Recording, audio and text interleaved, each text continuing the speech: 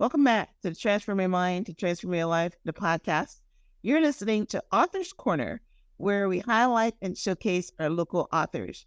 Today, I am speaking to Dr. Sarah Michaud, author of CoCrazy. And we are going to be talking on a topic today, how to heal your codependency relationship. Welcome, Dr. Sarah. Hi, Myrna. It's really great to be here. It's a big topic. Yes, you're right. Yes, it is a big topic. It's great. Yes, I can't wait to dive in. So let me give you a brief synopsis of Sarah's book. Sarah Michaud, CoCrazy begins with a chronicle of growing up in a family with alcoholism that eventually led to a harrowing journey and downward spiral into drug and alcohol addiction. Her inspiring recovery is deeply authentic, and Michaud's vivid description are both heartbreaking and illuminating. CoCrazy encourages a path to recovery and is for anyone who also struggles with addiction and codependency.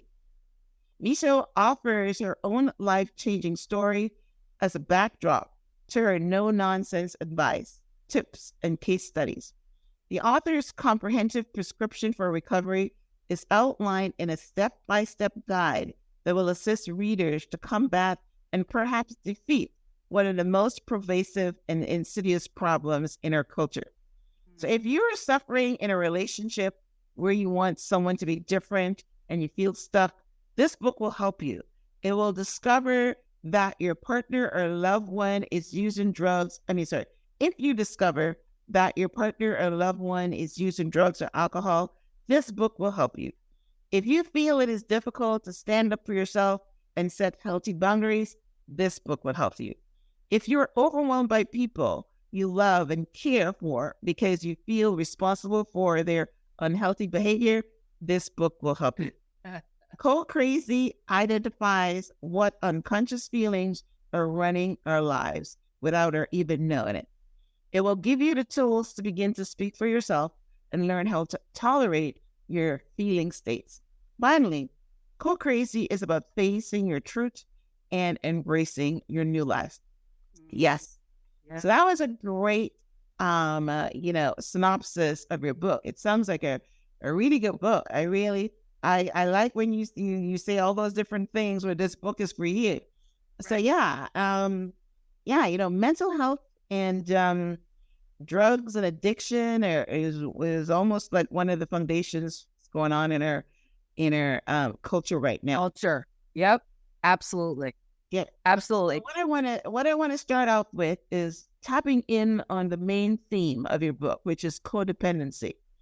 But when I think about codependency, I think of someone who depends on another person for their survival. But in your book, you're using codependency to highlight another kind of relationship. Can you talk about that for a minute? Yes. I mean, really, the word codependency comes from kind of the origin of Alcoholics Anonymous. Bill Wilson's wife started it because she realized that if you're married to an alcoholic or with someone with a substance abuse problem, you can get just as, quote unquote, sick or dysfunctional.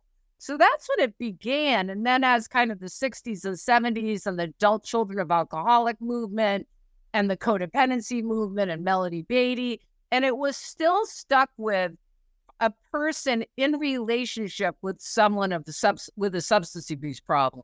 But in the last 10 to 20 years, really, and for me and my work with my patients, most, especially women, can be codependent, which is really putting other people before you. Basically, you're deciding who you are by how the world responds to you. So I'm focused much more on what you're doing, thinking, feeling, saying, how you're behaving, rather than on what I'm thinking and feeling and doing.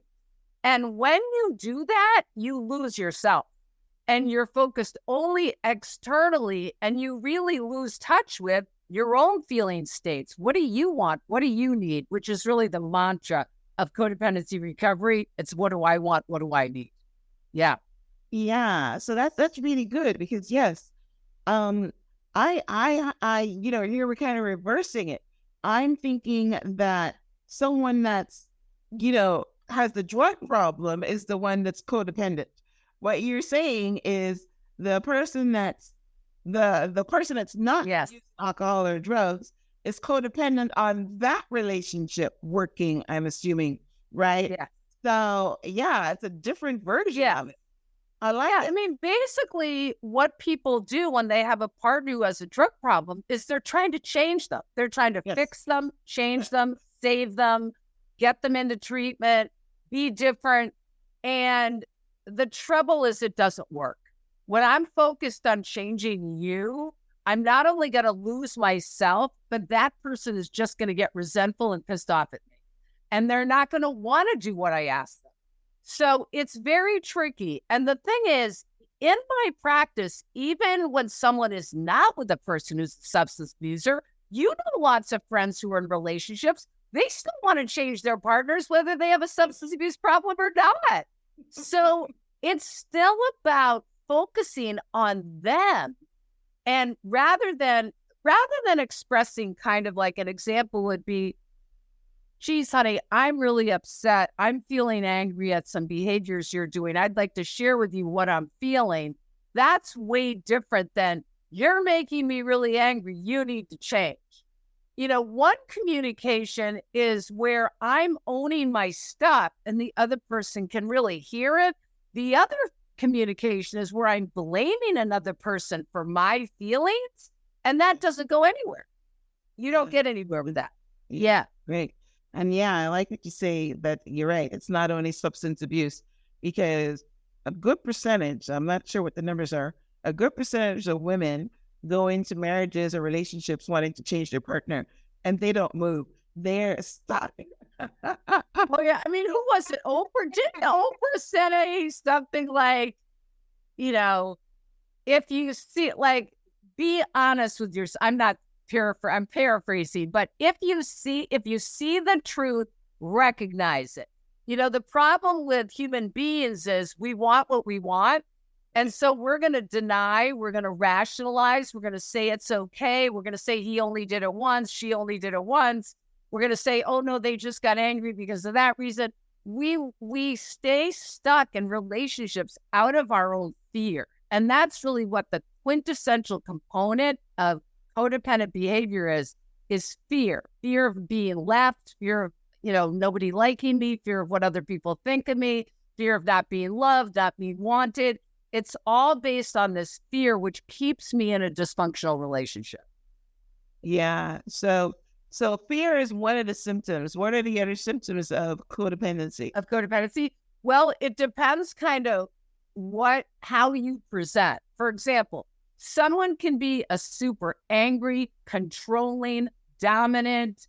Think of a parent who's trying to control their child and always telling them what to do and can't leave them alone. That's a codependent behavior. Out of the mother's fear, they're controlling the child. Then you have a codependent that is kind of passive, manipulative. I'm going to, you're going to ask me to pick you up at the airport and I'm going to forget. Because I am trying to control you, but in another way. So a big part of being codependent is I'm trying to control my environment. I'm going to try to control these people, and I'm going to use whatever skills I have to try to do that. And the thing is, those skills, I often say, are the tools we learn as children. So if you're a kid in a chaotic home and you learn to lie to be safe, then that's going to be one of your behaviors. So, or you learn to manipulate, or you learn to people please, or you learn to shut down and hide out. It really depends what your tools were that you learned as a kid. That's what's going to play out in your primary relationships. And it sounds so basic psychology, but it's really true. I've seen it over and over and over again. And that's really the core too of codependency is I can't be my true self, which is huge with women. It's huge with men too, but it's this fear of I can't say what I want. They might get upset or they might leave me. I can't express a true feeling. It's really about making them okay rather than me. So it's huge and it's pervasive. Mm. There's once I was in a relationship with a guy that was on crack cocaine. Yeah. And I'm not sure. I don't think I was codependent, but I did think that I'm a strong woman and I was going to get some. Oh, Myrna, I've heard it forever. Believe me. Yes. Yes. I mean, the thing that's so amazing to me, Myrna, and why I wrote the book is because I see women like you. I mean, I see most women come to therapy because of relationships. That's why they come in. And usually they start up wanting to change the person rather than seeing, oh, I'm coming to therapy to change myself. It's always about he did this or she did this or they did this rather than, geez, why am I in this thing? And that's really where the truth lies and the answer lies. And what I saw are two common variables for every person, no matter how powerful they were, no matter how much money they made. It was they couldn't set boundaries and they couldn't speak their truth. And it's shocking when you think about it, because like I look at you and I think, well, of course you can say your truth.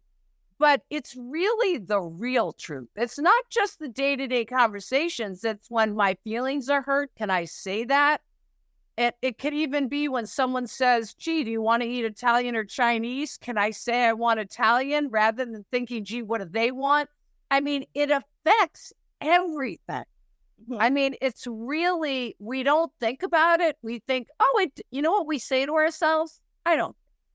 It doesn't really matter. And if you do that enough over a long enough period of time, you're going to lose yourself. And that's what we do. Yeah. Yeah. So another part of your book talks a lot about addiction and recovery. What advice do you have for someone who's dealing with a loved one who's an addict? That's a big one for me. I interviewed someone the other day that was talking about loving her sister that was an addict. Oh, so, right. Yeah. Right. So what kind of advice do you have? Well, this is the thing. People aren't going to like my advice, and it's very counterintuitive. The problem is the more you focus on the addict, the worse it's going to get. What needs to happen is you need to change the focus to yourself. And people say to me, I don't get it.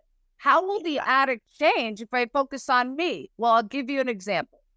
If I'm living with someone who is a crack addict, and I'm constantly saying to them, oh, I got you an appointment with a psychiatrist. Oh, I got you an appointment with a therapist. You can go to treatment next week. What usually happens is they don't do any of the things I ask them to do, right? And what the result is, I feel crazy. I feel anxious. I feel angry. That's a lot different than if I say, honey, I love you. I care about you. I can't continue to live with this addiction. So unless you go to treatment within the next 2 weeks, you have to leave. See, that's about me. That is nothing about them. That's where the answer lies. And the result is when you can be compassionate and you're not angry because they're not changing, they'll listen to you. And I'm not saying every time you do that, the person necessarily gets sober or clean, but definitely a higher percentage of someone changing when you can just own how your life is impacted. I mean, that's what interventions are based on. I don't know if you know what an intervention is. It's basically a therapist who gets an addict together with their family and loved ones or workers. I've seen it on TV. On TV, right. So you get together with the members first, and then you bring the addict in. And what you have the members do is stick to the facts. So you don't say to the members, tell them what you feel. You say to the child, what are the facts about, say, your mother's alcoholism? And the child will say, I was left at school. You forgot to pick me up. You embarrassed me at the PTA night. You embarrassed me in front of your friends. You stick with facts. And that's what interventions are based on. And when you give an addict or an alcoholic the facts, that lands much more than feelings. Because they'll get into a debate about feelings. Oh, what are you so upset about? I didn't do anything. You know what I mean? But you can't argue with facts. Well, at least we used to not be able to argue with that. Yeah. I like it. Yeah. Yeah. And that's, again, a deep psychological move because, I've heard people say, tell them how you feel. You're not blaming them. You're just sharing your feelings, but you're saying that doesn't work for an addict. So if you say, listen, your addiction is not allowing the relationship to grow. And I feel alone. Well, that's a feeling, but I guess you stick to the facts. What you're saying is that might make them want to get treatment. Yeah, if you're telling them how their addiction makes you feel, that works better. You're basically setting a limit. I mean, you're basically saying, look, I can't go on with this. You're not saying they need to do anything. You're saying, like you just said, you could say, I feel alone in this marriage. I can't be with a person that's drunk every night. It doesn't work for me anymore. I know you have an illness and I feel compassion for you, but I can't continue to do this. And they can either decide to change or not. But very often, especially in interventions, when kids or loved ones really stick with facts, the facts get to the addict because they can't. The thing is the main component of addiction is denial. So when you're an alcoholic or addict, you can pretend it's not really happening. It's one of the few illnesses that tells you don't have it. I mean, that's what people can continue to use. But when you give facts, it breaks through that denial. If a kid says to me, Mom, you forgot to pick me up at high school because you were drunk, that's a fact. They can't argue with that, right? Can they say I wasn't drunk? Well, they can. They can, absolutely. And then the limit will be, you know what? From now on, I'm not going to have you pick me up. So it's like, it's having also letting them have consequences of behaviors. And the problem is the biggest fear for people, especially parents with kids that are addicts, is they're going to die. And that can happen to anyone. And the delusion is, though, Myrna, that I'm going to stop it. If I let my kid live in my basement, instead of asking them to leave, they won't overdose. And believe me, I've had plenty of clients whose kids overdosed in their houses. So just because you don't ask them to leave or set a consequence doesn't mean you're keeping them alive. It's a delusional system. Yeah. And it's tragic. It's not that it's not tragic, but much better odds when you can set some boundaries with them. Much better odds. Yeah. So that you're not codependent on that relationship. That's a big one because your mental health and your peace is important. And they're saying that the best thing not to become an addict is not to start taking a drug in the first place. But once they've taken that drug, we know addiction is very, very difficult to get over. Very, very difficult to get over. And they say every addict affects, I don't know what the numbers, it used to be like 26 people a day or something. I mean, meaning you affect one person, they affect someone else, and et cetera, et cetera, et cetera. So it affects a lot of people, and of many people, this is the other thing why I'm so adamant about codependency is I've seen parents of addicts, partners of addicts, and just partners of people that may have other problems go down because of the other person's issue. I've seen people get depressed, panic attacks, physical problems, anxiety. I mean, it's not just, this isn't a minor thing. When we dismiss our own needs and our own wants, it's going to come out somewhere. It's going to come out. Yeah. Yes. I love it. Yeah. This is an important conversation. Yes. So tell us about your book. I love the title. CoCrazy. Well, I mean, crazy. If you're codependent, you're going to go crazy. Right. What does it stop? Well, all right. This is why I named it that. I know kind of it's a taboo with women and the word crazy, but this is the thing. Many of my patients would come in and they'd say they felt crazy. And that's what it was about. Because when you keep trying to solve a problem and no matter what you do, it doesn't get solved, you start feeling crazy. And the other thing is, I'll give you this great example. This is kind of sad, but funny, is a client of mine said, oh, I knew exactly what to do with my wife. So he'd be on a bender for 3 days and he'd come home and she'd answer the door and she'd be really mad at him and he'd immediately attack her. He'd say, why would I come home to a house like this? Why would I come home to an angry wife like this? No wonder I was away for 3 days. So that's the thing. So that woman, after a while, starts to feel like, oh, is it me? You know what I'm saying? Yeah. So addicts are so brilliant at blaming other people. Yes. And so to start focusing on, yes, you feel crazy, but it's not you. It's okay. So that's why I made the title that the CoCrazy. And also I wanted to say that at the time, I don't know if you know this, I think that my husband relapsed. So I got married and to a guy who was 15 years sober. And I had a child at the time. And after 5 years of that marriage, he had a surgery and he relapsed on pain meds. And what happened to my life is I'm seeing 30 patients a week. I'm an expert in addiction. I'm an expert in codependency. And I couldn't figure it out. Codependent. Yeah. So what I thought to myself is if I have the education, the skills, the experience, and I'm suffering, then other people need to know how to handle this because it's not an easy situation. So that was another reason I wrote it, because it's like, it's not easy. It's really not to identify what is happening for me, because the world gets very chaotic when you're with that. Yes. Well, the great thing about it is, right, think about that situation. I mean, a lot of times they say that when you're in a situation, it's much harder than when you're teaching it and when you're talking about it.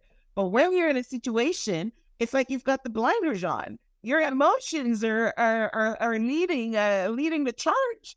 So Absolutely. It's really good for a book like this because someone can look. You talk about the steps, what to do in that situation. I'm pretty sure that you came up with a solution and how to handle that, right? So yes, I did.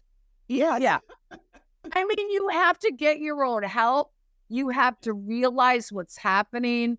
You have to identify. I mean, I literally almost couldn't believe this was happening to me. It's like, how can this be happening to me? I'm the expert. Yeah. And so really just facing your own truth and then setting consequences and seeing how is this relationship affecting my life, my child. And I had to set some limits and ask him to leave and go to treatment. And then, there was a couple of years of trying to figure that out. But yes, there are tools. And also, by the time something like this happens, you're really angry, you're really anxious, you're over functioning, you're exhausted. So there's a lot of ways you become after dealing with this. So the first tool in the book is to look at yourself and to try to take care of yourself a little bit and step away. Self-care, a lot of people that are focusing on changing and fixing someone else, they don't do anything for themselves. Yeah. So that's kind of the beginning. It's funny. It takes up all their energy. Yep. Yes. One of my closest friends, whose husband was an alcoholic, went to therapy. And they went to see this therapist, and my friend kept saying, how are you going to help my husband? How are you going to help? So her husband, who was the alcoholic, was talking to the therapist for a while, and my friend kept interrupting. Well, what do I need to do? What do I need to do? And the therapist said, well, just wait. And they were dealing with his treatment. And then finally she said, well, what can I do? And the therapist said, you need to rest.